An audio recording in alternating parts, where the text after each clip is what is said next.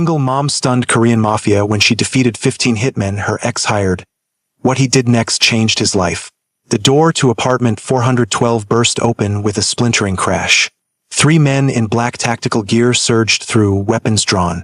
They expected to find a sleeping single mother. An easy target. What they found was Diana Chun standing in the center of her living room. Eyes cold as winter steel. 15 seconds, she said softly. That's how long it took to realize my daughter's father sent you. The lead intruder raised his weapon. Don't move. Diana's smile was resolute. I've already moved. The man looked down to find his weapon hand empty, disarmed so swiftly, he hadn't registered the movement.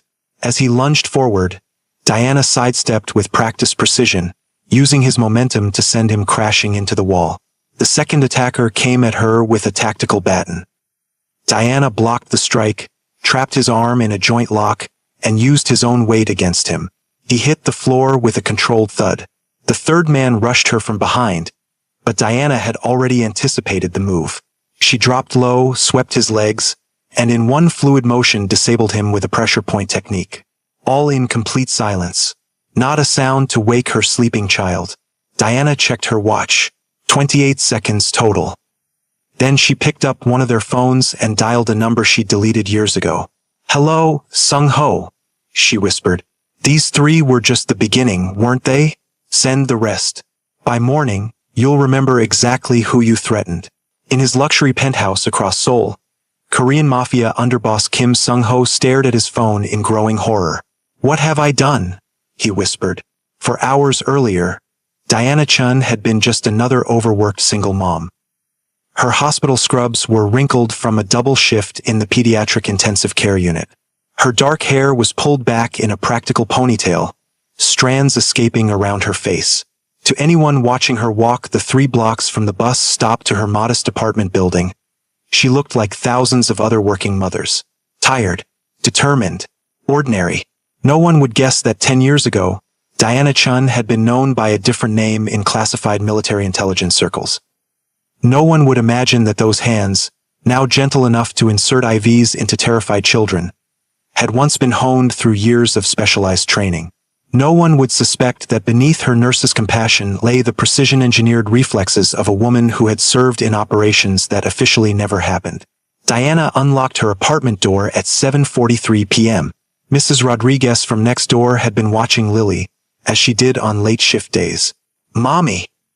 6-year-old Lily launched herself from the couch, homework abandoned, her small body colliding with Diana's legs. Her dark eyes, so like her father's, sparkled with excitement. I lost another tooth. Diana's exhaustion vanished as she knelt down, examining the gap in her daughter's smile. Look at that. Did you put it under your pillow? Mrs. Rodriguez gathered her knitting. She insisted on waiting until you saw it first. The tooth fairy might bring extra for such a big tooth, Diana whispered to Lily, who giggled in response. After Mrs. Rodriguez left, Diana made dinner, simple pasta with vegetables that Lily picked around, and supervised bath time, story time, and the sacred placement of the tooth beneath Lily's unicorn-patterned pillow. Mommy? Lily asked as Diana tucked the blanket around her small shoulders. Yes, sweetheart. Jessica at school says everyone has a daddy. Where's mine?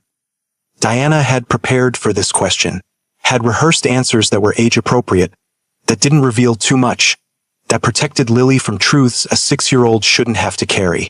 Your daddy lives very far away, she said carefully. In South Korea. That's where Mommy met him. Why doesn't he visit? Diana brushed Lily's hair back from her forehead. Sometimes grown-ups make complicated choices. But he gave me you, and that makes him important. Does he know about my tooth? Diana's heart twisted. No, sweetie. But someday, when you're older, I'll tell you more about him. After Lily fell asleep, Diana moved through her evening routine. Dishes washed. Lunch packed for tomorrow. Lily's homework checked and tucked into her backpack. Only then did she allow herself to acknowledge what her trained instincts had been screaming since she stepped off the bus. She was being watched. Diana moved to the living room window, adjusting the blinds in what would appear to be a casual motion. The black sedan that had been parked across the street for the past 3 days was still there. Different driver tonight. Broader shoulders. Military posture. This was no random surveillance. This was professional. Methodical. Diana knew exactly who had sent them. She moved to the hall closet, reaching past winter coats and rainy day umbrellas to the locked box on the top shelf. The key had hung around her neck, beneath her clothes, every day for 6 years. Inside the box was a burner phone she'd never used and a defensive kit she'd hoped never to touch again. Diana hesitated, hand hovering over the box. Taking it out meant acknowledging that the life she'd built was in danger, that the wall between her past and present was crumbling. Her phone buzzed with a text message from an unknown number. The text contained only a single Korean character. A warning from her last remaining contact in intelligence. It translated simply to, "Coming." Diana retrieved the kit, securing its contents around her body in practiced movements. She made a final check on Lily, sleeping peacefully, unaware that her world was about to change. Then Diana Chun began to prepare. 6 years earlier, Diana Chun, then operating under a different name, had been the U.S. military's most effective intelligence asset in Seoul. Fluent in Korean, with features that allowed her to blend in with minimal effort, she had infiltrated several criminal organizations as part of a joint task force targeting international arms dealers. The Jumyeong Syndicate had been her final assignment, and Kim Sung-ho had been her way in. Second in command of the organization, ambitious and intelligent, Kim had been targeted as a potential intelligence source. Diana was tasked with getting close to him. What neither Diana nor her handlers had anticipated was the genuine attraction that developed between them. Kim Sung-ho was charming, sophisticated, and surprisingly vulnerable in private moments. He spoke of growing up poor in Busan, of clawing his way to respect and power, of the brother he'd lost to gang violence. Diana found herself sharing edited versions of her own truths, her Chinese-American heritage, her military service, her loneliness. Their relationship progressed rapidly. Within months, Diana was living in his luxury apartment, attending syndicate functions as his partner, and reporting back increasingly valuable intelligence to her handlers. Then 2 things happened simultaneously that changed everything. First, Diana discovered she was pregnant.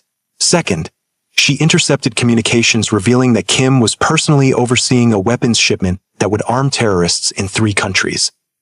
The man she had grown to love, whose child she now carried, was directly facilitating mass murder for profit. Diana had 48 hours to make an impossible choice.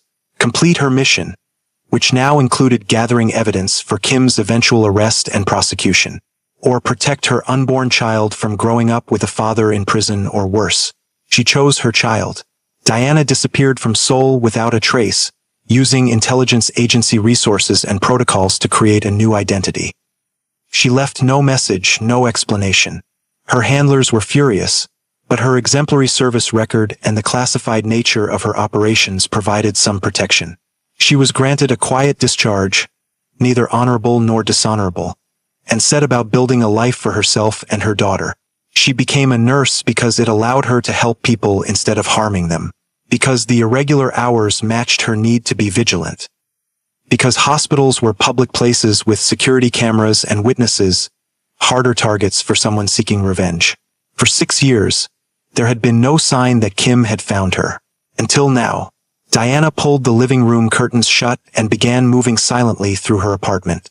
She had chosen this unit specifically for its defensible features: corner apartment, fire escape access, reinforced door to the master bedroom that could become a safe room if necessary. She had maintained certain precautions over the years. Emergency bags with supplies and cash stashed in accessible locations. Defensive measures that looked like ordinary household items. Escape routes practiced so often they became Lily's favorite game. Secret agent training?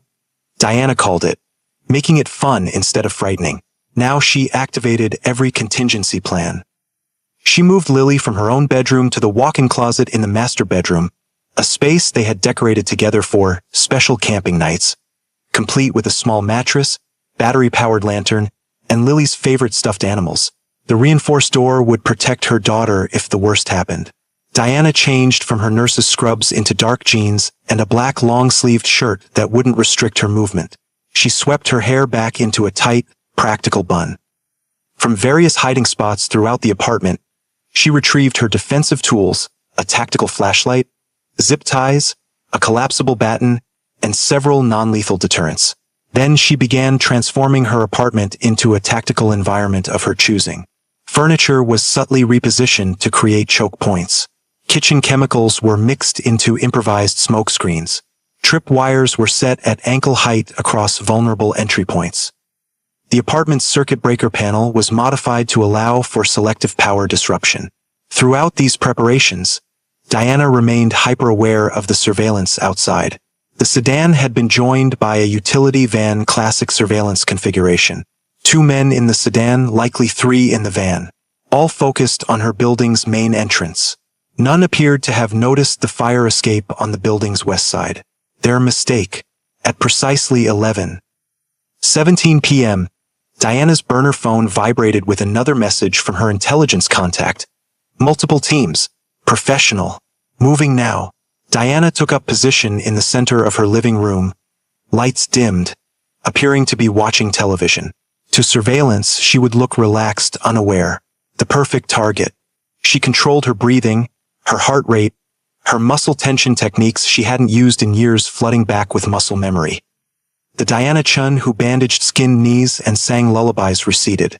In her place emerged the operative that various governments had spent millions training.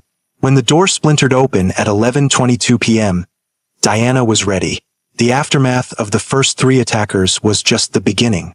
Diana knew Kim Sung-ho well enough to recognize this was merely the advanced team of scouts sent to assess the situation. She secured the unconscious men with zip ties. One was beginning to stir as she finished. "You're making a mistake," he slurred in Korean. "Do you know who sent us?" Diana responded in the same language, her accent perfect. "I know exactly who sent you. That's the only reason you're still breathing." She needed information more than she needed to fight. The first attacker provided it with minimal persuasion. 2 more teams, he revealed. 4 men each. They're waiting for our signal. When? 10 minutes apart. First team probably already moving since we didn't check in. Diana checked her watch. She had perhaps 3 minutes before the next wave arrived. She needed to call Mrs. Rodriguez. The retired police officer next door was the only neighbor Diana had ever confided in, partly.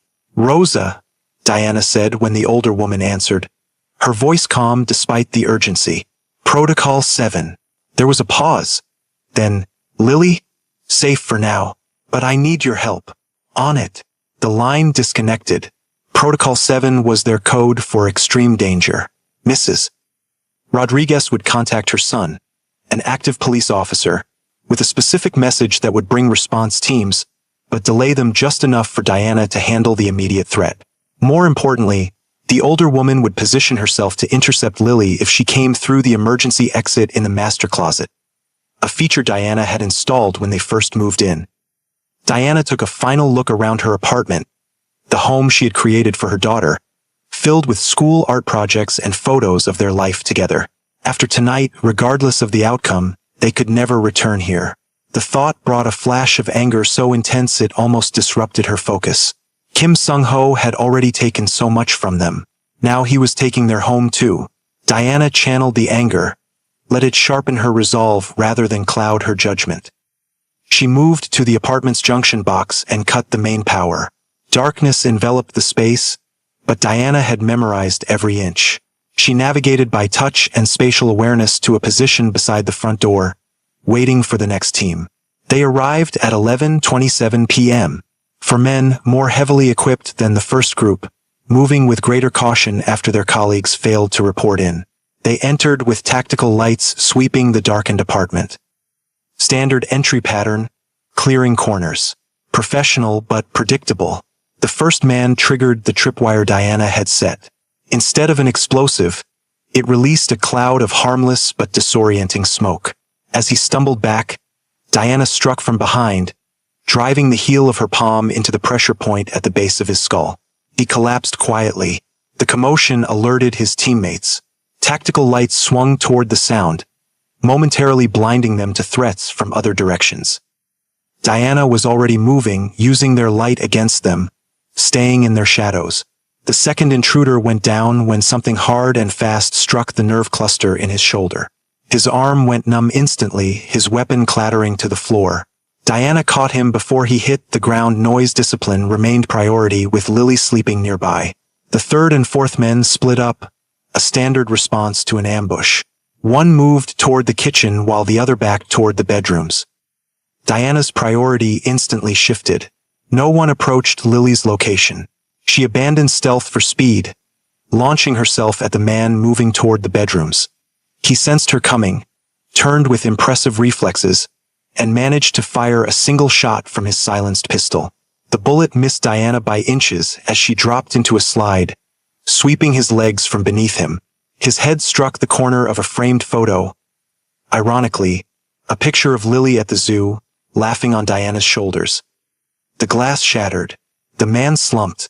Diana was already turning to face the final attacker from this second wave. He had used the distraction well, positioning himself in the kitchen with clear sightlines to both the hallway and living room. Professional's choice. "Stand down," he called in English, his accent suggesting Eastern European training. "We are not here for the child. Just you. Come quietly. The girl never knows what happened to mommy." Diana assessed her options. The kitchen offered him too many advantages: distance, cover, multiple improvised weapons. Rushing him would expose her to unnecessary risk. So she changed the game. "Lily," she called out, her voice carrying just enough to reach the master bedroom. "Remember our special camping game? Time to play." It was their code phrase. Inside the walk-in closet, 6-year-old Lily Chun would now be following the instructions she'd practiced dozens of times. Put on the backpack already packed with essentials. Press the hidden button that opened a concealed exit into the building's emergency stairwell, and run directly to Mrs. Rodriguez's apartment. The momentary confusion on the attacker's face gave Diana the opening she needed. She flipped the circuit breaker she'd modified earlier. The kitchen remained dark, but the hallway light flashed on blindingly, directly in the attacker's line of sight. Diana moved during his split second of adjustment, closing distance, redirecting his weapon arm with a technique that used his own resistance against him. His shoulder locked painfully, and the weapon clattered to the floor. She could have disabled him permanently then. Instead, Diana rendered him unconscious with a precise strike to a pressure point. 7 down, 8 to go. The sound of the single gunshot, though suppressed, had been enough. Diana heard the soft thump of Lily following their escape protocol. Good girl. She would be safe with Mrs. Rodriguez while Diana finished this. She checked her watch. 11:36 p.m. The final team would be mobilizing soon, the elite group, the ones sent when others failed. Diana used the brief reprieve to apply a compression bandage to a graze on her arm she hadn't even noticed in the heat of action. She checked the secured attackers, all unconscious but stable. Diana felt nothing but focus. These men had come to take a mother from her child. Their failure was inevitable from the moment they accepted the mission. Her phone vibrated. A text from Mrs. Rodriguez. Package received. Proceeding to secondary location. Relief flooded through Diana. Lily was safe. Now she could focus entirely on the threat. Diana moved through her apartment, gathering additional tools from her hidden caches. The final team would be the most dangerous. The professionals. The operatives Kim Sung-ho trusted most. At 11:52 p.m., Diana sensed rather than heard the change in the atmosphere outside her apartment building. The surveillance vehicles had gone dark. Radio chatter from the captured attackers' equipment had ceased. The final team was making their approach, and they were doing it right. Diana positioned herself in the shadows of her living room, back to the wall, clear sightlines to all entry points. The remaining threats would be the most dangerous, not common thugs or hired muscle, but genuine professionals. The kind of men Kim Sung-ho reserved for his most important operations. Her phone buzzed again. Her intelligence contact's final warning. Elite team. 5 operators. Military background. Armed for war. Diana allowed herself 3 deep breaths, centering her focus. She thought of Lily safely away from this violence. She thought of the life they'd built, now shattered. She thought of Kim Sung-ho, who had once whispered promises of forever in her ear, while she pretended not to be gathering intelligence on his organization. The first sign of the final team was almost imperceptible. A slight shift in air pressure as someone accessed the building's roof. They weren't coming through the front door like the others. They had studied the failures of the previous teams and adapted. Diana smiled grimly. Good. She preferred a worthy challenge. The attack came from multiple entry points simultaneously. The living room window shattered as a black-clad figure swung in from the roof. The front door burst open, frame splintering despite the reinforcements. The bathroom window broke as a third attacker squeezed through the narrow opening. 2 more entered from the hallway door, which someone had unlocked from outside. 5 men moving with coordinated precision, weapons up, and scanning. They wore tactical gear including night vision goggles, communication devices, and body armor. These weren't just hired operatives. They were a military unit. Diana had positioned herself in the one blind spot their entry points created, the small alcove beside the kitchen counter. As they established their formation, she made her assessment. These men knew what they were doing. They moved as a single organism, covering each other's blind spots, maintaining disciplined fire sectors. Time to introduce chaos into their order. Diana triggered her final trap, a simple device that simultaneously blew the building's electrical panel and ignited a smoke bomb in the ventilation system. The apartment plunged into darkness as thick smoke began pouring from the vents. The team responded professionally, switching to thermal imaging mode on their goggles. But Diana had prepared for this too. She'd positioned heat packs throughout the apartment, creating false signatures that would register on thermal imaging. Movement, kitchen, one operator whispered into his comm. Movement, hallway, responded another. Multiple signatures, added a third. Spread out. Find the primary target. They were splitting up, exactly what Diana wanted. She moved first against the operator who had entered through the bathroom. He was the most isolated, furthest from support. Diana closed the distance in complete silence. Her years of training crystallized into pure efficiency. Her first strike targeted the night vision gear, ripping it from his head. Her second hit the nerve cluster at the base of his neck, instantly numbing his right arm. As his weapon dropped, her third strike, a precision chop to the shoulder, left him immobilized but conscious. "Who else is here?" she whispered in Korean, directly into his ear. "Who else did Kim send?" "Just us," he responded, professional enough to answer quickly when defeat was certain. 5 operators. Elite team. Is he watching? Is there a feed? The man hesitated, which was answer enough. Diana rendered him unconscious with a final strike to a pressure point, then moved to the next target. The second operator was more prepared, sensing her approach. He fired 3 silenced rounds that would have hit if Diana hadn't already been moving. She slid beneath his line of fire, closing to grappling range where his weapon became a liability. This fight was harder. The man clearly had hand-to-hand combat training. They exchanged a flurry of strikes, blocks, and counterstrikes. Diana took a solid hit to her ribs that would leave deep bruising, but managed to trap his arm in a joint lock that gave her leverage over his entire body. "Kim is watching, isn't he?" she hissed as she applied pressure to the lock. "Tell him I'm coming for him next." The man's only response was a grunt of pain as Diana increased the pressure until he yielded. She followed with a strike to a nerve cluster that dropped him to the floor. 9 down, 3 to go. The remaining operators had realized something was wrong. They regrouped in the living room, standing back to back to back in a defensive triangle. "Smart. No blind spots. Thermal is compromised," one said into his comm. "Switch to standard night ops." Diana watched them from the hallway shadow. These 3 would require a different approach. Direct confrontation against 3 trained operators simultaneously would be unnecessarily risky. She reached for her final resource, a flashbang grenade she'd kept from her service days. Military grade, designed to disorient without causing permanent damage. Diana closed her eyes, turned away, and threw it into the center of their formation. The bang was deafening in the confined space. The flash, even with her eyes closed and face turned away, left spots in Diana's vision. For the operators directly facing it, the effect was devastating. Their night vision goggles amplified the flash, effectively blinding them. The concussive sound, trapped in the apartment, disrupted their equilibrium. Diana moved through them like a surgical instrument, precise, efficient, unstoppable. 1, 2, 3 strikes and the remaining operators were down. 12 attackers neutralized. All unconscious, bound, and secured. Diana stood in the center of her destroyed apartment, breathing heavily. Sweat ran from her forehead. Her arm throbbed where a bullet had grazed it. But she was alive, victorious, and absolutely determined.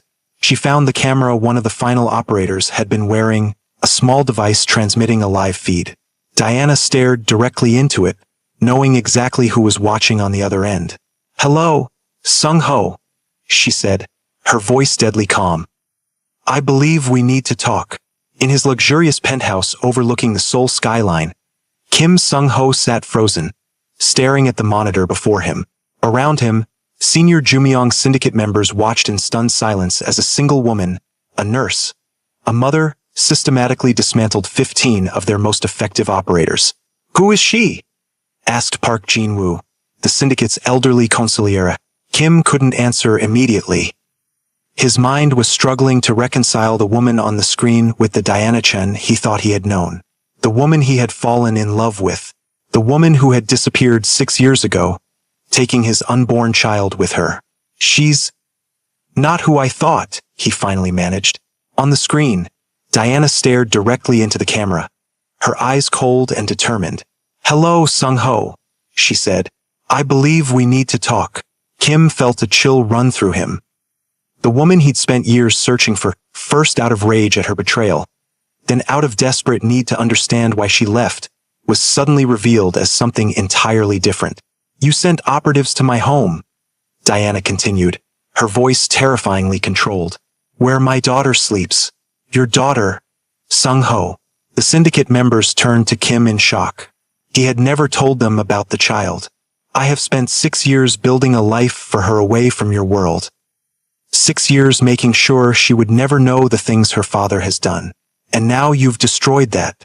Diana moved closer to the camera, her expression changing to something that made even hardened criminals shift uncomfortably in their seats. "I could have permanently disabled all your men. I chose not to. That's your one warning. Stay away from us or next time, I won't be so merciful." She reached toward the camera, but paused. "And Sung-ho? She has your eyes." The feed went dead. Silence filled the penthouse. Finally, Park Jin-woo spoke. "You never mentioned a child." Kim stared at the blank screen. "I never knew. Not until 2 years ago when my investigators finally located her." "And the mother? Who is she really?" Kim shook his head slowly. "I don't know anymore." Another syndicate leader leaned forward. "She just defeated 15 of our best operatives. Alone. That is not a nurse. That is not a civilian." "No," Kim agreed. "She's not." The realization crystallized in his mind. The strange gaps in Diana's background that he'd attributed to her American upbringing. Her uncanny ability to understand the syndicate's operations so quickly. Her fluency in Korean that had seemed too perfect. "She was intelligence," he said finally. "American, probably. Sent to infiltrate us." The room erupted in angry shouts and demands for immediate retaliation. Only Kim remained silent, thinking. Diana hadn't permanently harmed his men when she clearly could have. She had protected their daughter for 6 years, keeping the girl safely away from his criminal world. And despite everything, she had just shown him mercy. "Enough," Kim said, his voice cutting through the chaos. The room fell silent. "This ends now. No more teams. No more surveillance." "You would let this insult stand?" demanded Young Ho, the syndicate's most volatile captain. "She has humiliated us." "She has humiliated me," Kim corrected sharply. "This was my operation, my order. And I was wrong." The admission stunned the room into silence. "Leave us," Kim ordered. One by one, the syndicate members filed out, faces dark with disapproval. Only Park Jin-woo, his oldest advisor, remained. "What will you do now?" Kim stared out at the Seoul skyline, the city lights reflecting in his eyes. "What I should have done years ago. Face her myself." 2 days later, Diana Chan sat in a coffee shop 3 cities away from her former apartment. Dark sunglasses covered the bruising around her left eye. A light jacket concealed the bandage on her arm. Across from her, Mrs. Rodriguez kept a protective eye on Lily, who was happily drawing at a table just within sight but out of earshot. The police report lists it as a home invasion gone wrong, Mrs. Rodriguez said, sliding her phone across the table to show Diana the local news coverage. My son made sure your name was kept out of it. Thank you, Diana said quietly, for everything. The older woman nodded. What now? Diana watched her daughter, innocently creating art while her entire world had been destroyed overnight. New identities, new city, start over. Again. Mrs. Rodriguez studied her face. He'll find you. Men like him don't stop. I know, Diana admitted. But I've bought us some time. Her burner phone vibrated on the table. An unknown number with a Korean country code. Diana stared at it, then excused herself to step outside the coffee shop. How did you get this number? She answered without preamble. I have resources, Kim Sung-ho's voice replied. He sounded different, older, perhaps, or simply unguarded in a way she'd rarely heard. What do you want? To meet, face to face. Diana laughed bitterly. So you can finish what your men couldn't? So I can see my daughter, once. Then I'll disappear from your lives forever. The request stunned her into momentary silence. You expect me to believe that? No, he admitted. I don't. But it's the truth. One meeting. Public place of your choosing. No syndicate, no guards. Just me. Diana named a public park in the center of the city. A place with multiple escape routes and too many witnesses for violence. The next day, Diana spotted Kim before he saw her. He'd aged in 6 years, silver threading through his once pure black hair. He wore no suit today, just jeans and a simple button-down shirt. No sunglasses, no bodyguards. Their eyes met across the distance. For a moment, neither moved. Then Kim walked slowly toward her bench, hands visible, movements deliberate. He stopped 5 feet away. Diana, that's not my real name, she said, but it's the one I've chosen. For several minutes, they simply sat in silence, watching children play on the nearby playground. She's not here, is she? Kim finally asked. Did you really think I would bring her? He shook his head. No, but I hoped. Hope is a luxury for people who don't send teams after mothers. Kim flinched visibly. I deserve that. Why did you want to meet? He turned to face her fully. I'm leaving the syndicate. Diana couldn't hide her shock. What? By this time tomorrow I will officially be dead. A new identity. A new life. Far from Korea. The syndicate will hunt you down. Perhaps. But I've prepared for that possibility for years. Why tell me this? Because I want you to know that you and Lily will never have to fear me again. Kim reached slowly into his pocket and withdrew a small, ornate wooden box. This is all I ask. Give this to her when she's older. Tell her whatever story you wish about her father.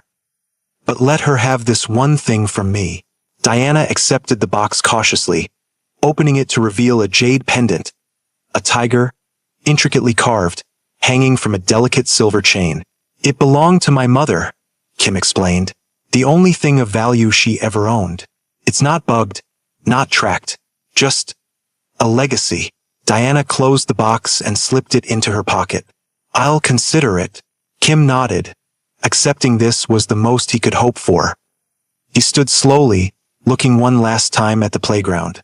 Goodbye, Diana. Goodbye, Sung-ho. He turned to leave, then paused. She has my eyes? Diana's expression softened slightly. And your smile. Your real one. The one you kept hidden from everyone. Something like